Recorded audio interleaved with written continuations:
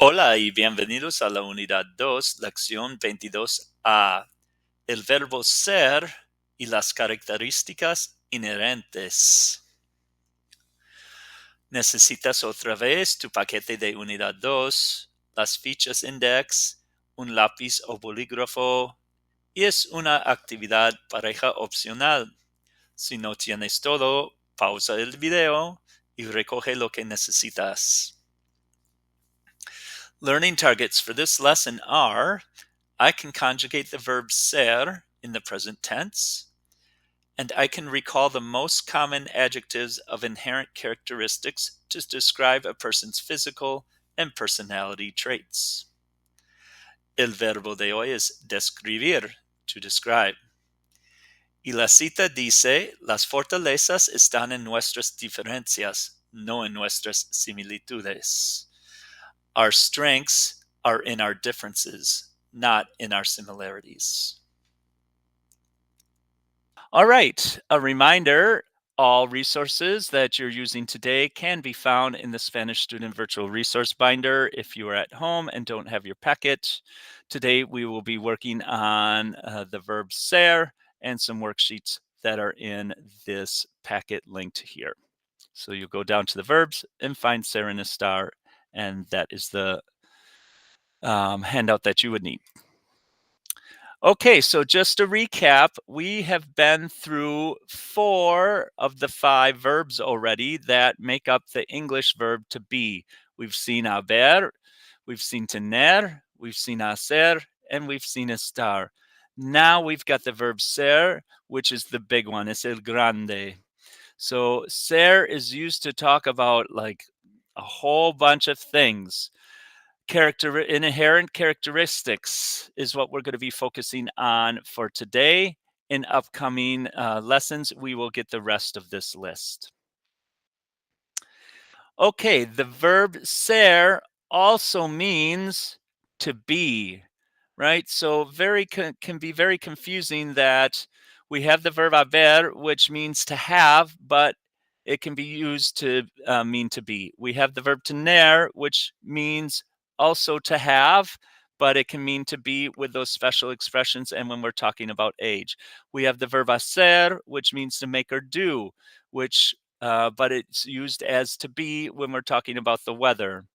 Then we have the verb estar, which actually means to be, and we have now the verb ser, which also actually means to be, right? So can be a very confusing at the beginning, which is why we take the time to put this in a separate unit.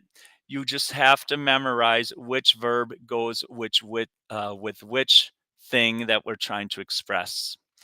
Today, we are going to be talking about how ser is used to work with inherent characteristics.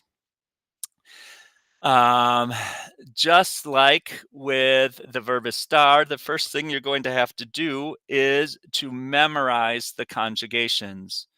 Yo soy, I am. Tú eres, you are. Él es, he is. Ella es, she is. Usted es, you formal are. Nosotros somos, we are. Vosotros sois, you all are. Ellos son, they are. Ellas son, they, them girls are. Ustedes son, you all are. So I would recommend pause the video at this point, make a flashcard. On one side, put the verb ser, on the other side, the conjugations, and keep practicing until you know them forwards and backwards. All right, inherent characteristics. For example, soy alto, blanco y amable. I am tall, white, and likable.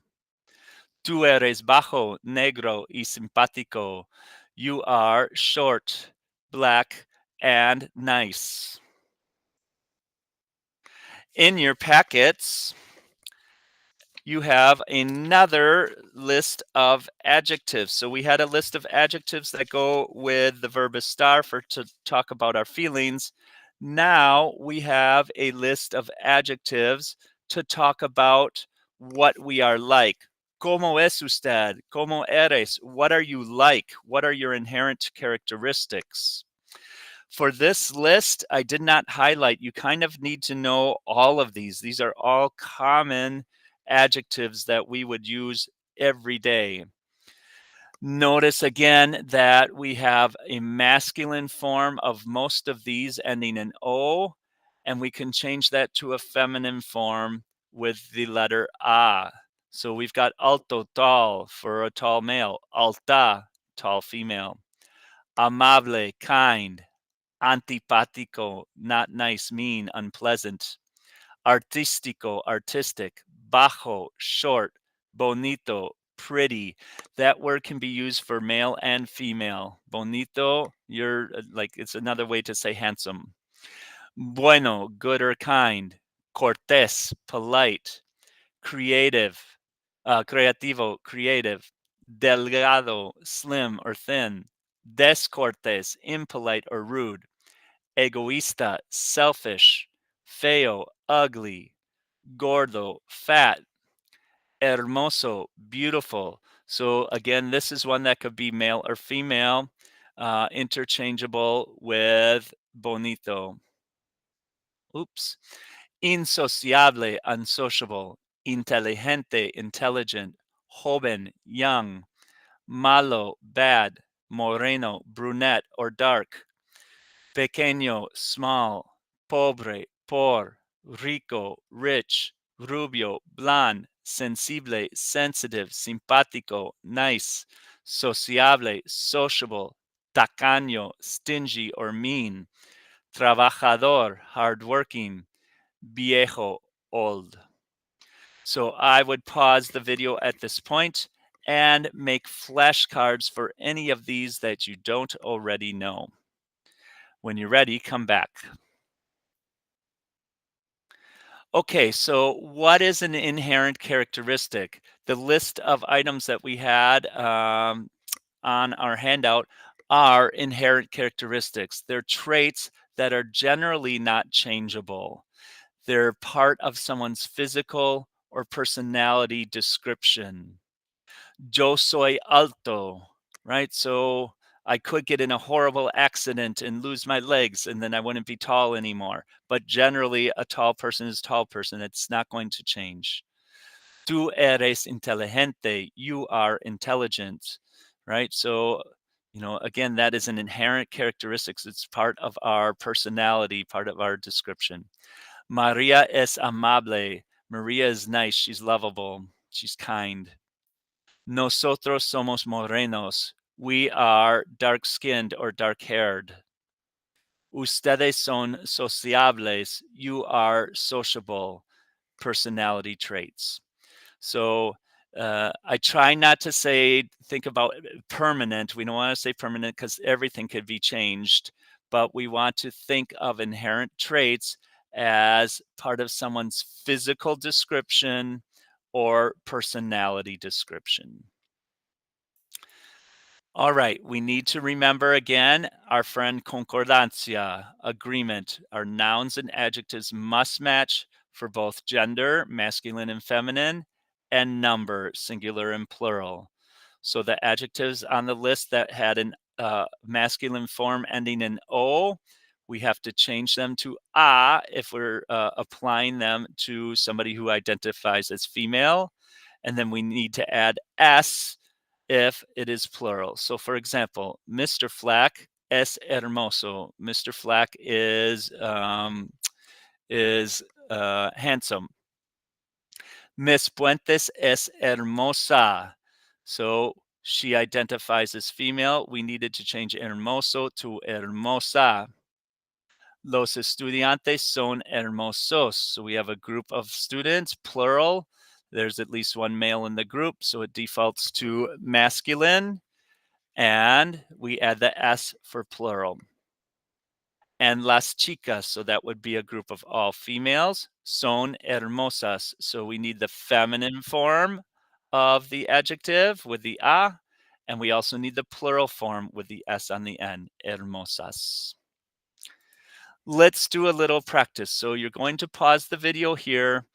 In your notebook, you're going to translate the following sentences to Spanish using the verb ser and the correct form of the adjective. All of these are on your list, so you've got them there to help you. When you're finished, press play again and check your answers.